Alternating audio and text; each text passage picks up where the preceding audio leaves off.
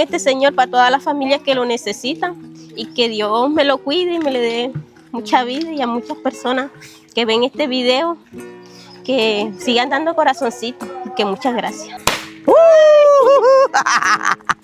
Gracias a ustedes, mi gente, por dejar esos corazoncitos. Vieron que sí se puede, mi gente. Aquí tiene esta familia una nevera completamente nueva. No dejen de dejar su corazoncito para poderle entregar la lavadora. Ahora viene el reto de la lavadora, ¿cierto? Sí, sí.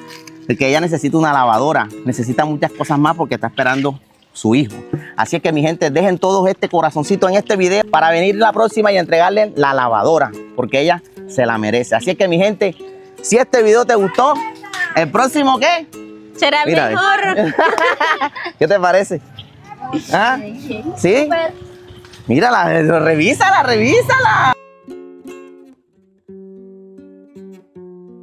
¿Te gusta? Sí, está. Si no, la cambiamos. No.